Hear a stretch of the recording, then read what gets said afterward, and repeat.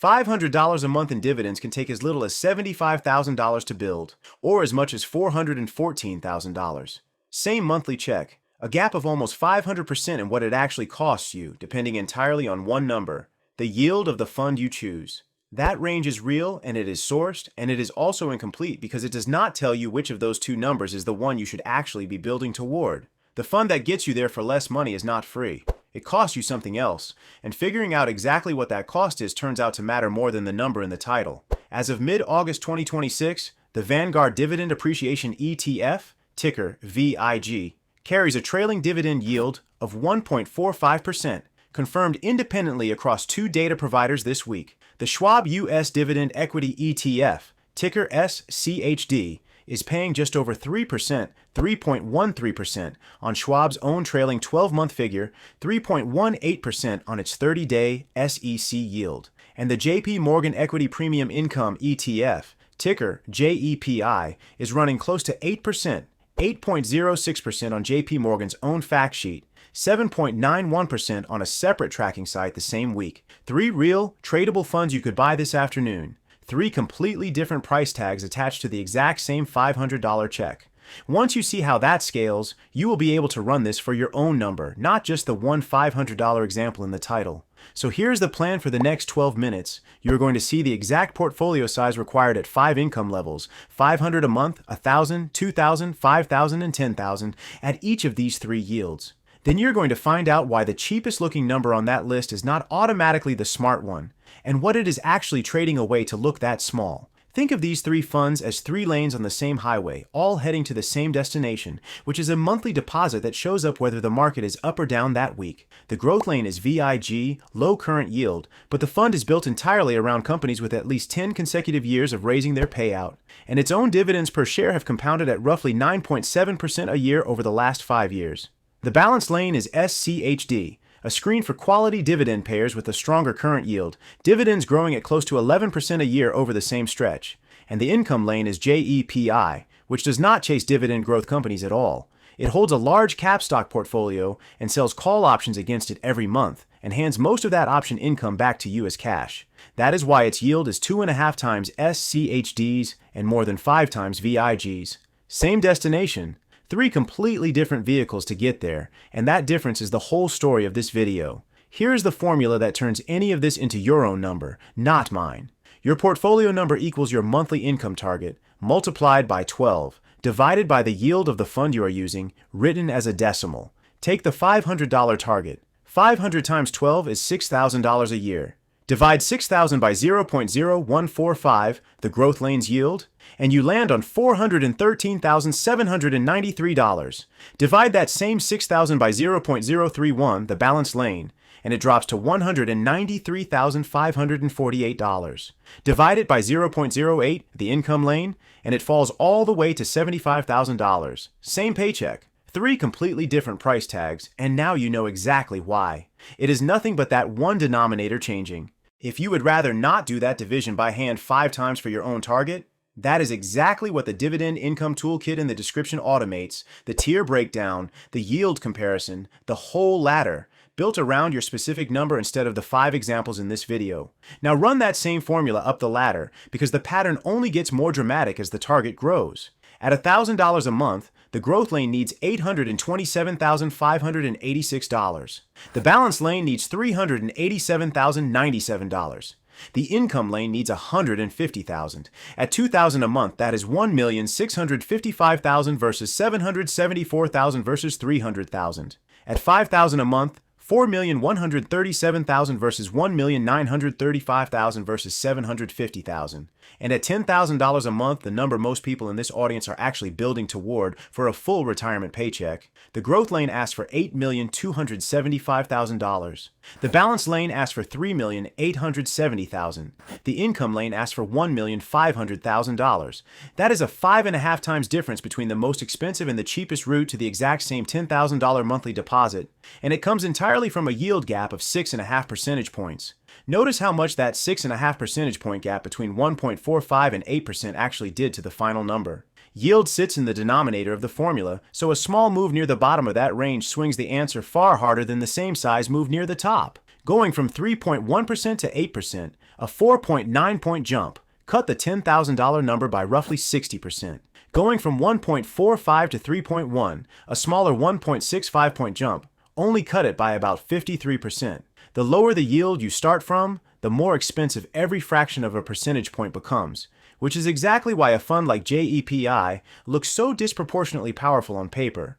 If all you did was stop the video right there, you would already have something most people chasing this number never bother to calculate.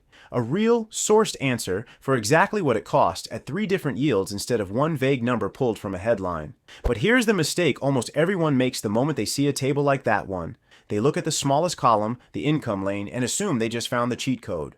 1.5 million instead of 8 million looks like the obvious answer, and for a lot of people watching this, it is the only one of these 5 numbers that feels reachable in a normal working lifetime. That instinct makes sense on its face. The mistake is stopping there without asking what that 8% yield is actually made of. A fund does not hand you 8% a year for no reason.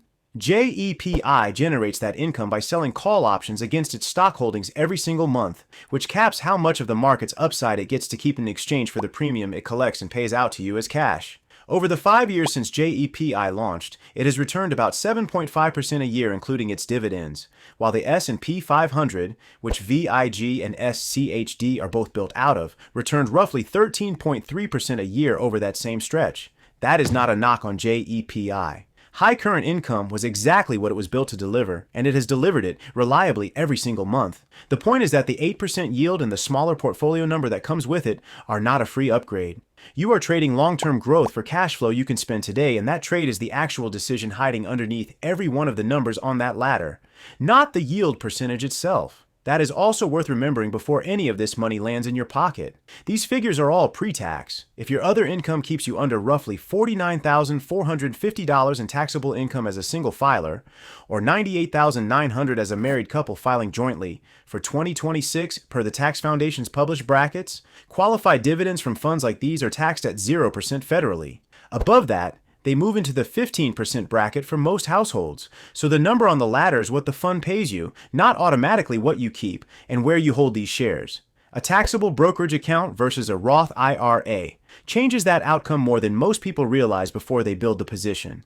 Inside a Roth IRA, none of that matters at all, since qualified withdrawals come out tax-free regardless of bracket, which is part of why this audience is so often told to prioritize Roth space first. For 2026, the IRS caps a Roth IRA at $7,500 a year under age 50 and a 401k at $24,500 with an extra $8,000 catch-up once you turn 50. None of these accounts get you to the numbers on that ladder by themselves in a single year. What they do is decide how much of what you eventually collect you actually keep. So here's the actual reframe, and it is the reason this video exists instead of just being a table of 9 numbers. The yield percentage is not what determines your real portfolio number. What is actually funding that yield determines it. A high-yield fund can shrink your target dramatically, the same way the income lane shrunk $10,000 a month from $8 million to $1.5 million. But every point of yield above what the underlying stocks are naturally paying out has to come from somewhere, either capped upside on a covered call strategy, or a payout ratio that is not sustainable through a bad year, or a structure that trades growth for cash on purpose. The smallest number on the ladder is not a trick. It is a completely different bet than the largest number, and the honest version of this video is not telling you which one to take. It is showing you that the bet exists at all, because nobody puts that part in the thumbnail. In practice, most people building toward one of these 5 targets do not pick a single lane and stay in it for 30 years. They blend. Early on, while the portfolio is small and every dollar of growth compounds the hardest, the growth lane and the balanced lane do more of the lifting, because a 9 to 11% dividend growth rate stacked on top of price appreciation builds a bigger base faster than a flat 8% payout does. Closer to the point where you actually need the monthly check to show up and cover something real, shifting a portion into the income lane starts making more sense, because at that point, the cash flow itself is the goal, not the growth. Neither lane is the villain here. The mistake is picking the smallest number on the table without knowing that is the choice you just made. A common version of that blend looks something like 70% in the growth or balance lanes and 30% in the income lane, which for a $10,000 monthly target lands the combined portfolio number somewhere in the $2.5 to $3 million range instead of either extreme, while still handing you real monthly cash well before the whole thing is finished compounding. That is not a recommendation, since your timeline, your other income, and your own comfort with capped upside are yours to weigh, not mine. It is simply proof that the choice was never only between 8 million and 1.5 million in the first place. To recap where that leaves you, the portfolio number formula, monthly target times 12 divided by yield, is the tool that turns any income goal into a real dollar figure instead of a guess. The three lanes, growth, balanced, and income, are three completely different ways of hitting that same monthly number, priced 5.5 times apart at the extremes. And the yield tax is the part almost nobody mentions, the growth you give up in exchange for a smaller required portfolio and a bigger monthly check today. So back to the number that opened this video. $500 a month can cost you $75,000 or $413,000, and both of those numbers are correct. The one that is actually right for you was never about the yield on the label. It was always about which trade you were willing to make to get there, growth now or income now. And that is a decision only you can run against your own timeline. What would it actually change for you to know your real number today instead of guessing at it? Would knocking your target down from $1 million goal to a $400,000 goal change how aggressively you save this year?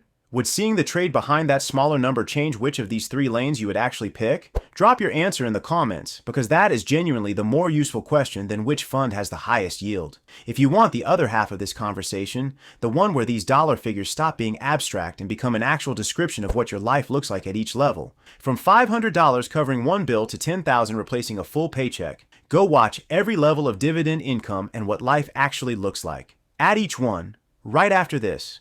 It is the companion piece to everything you just calculated here, and it is linked right on screen.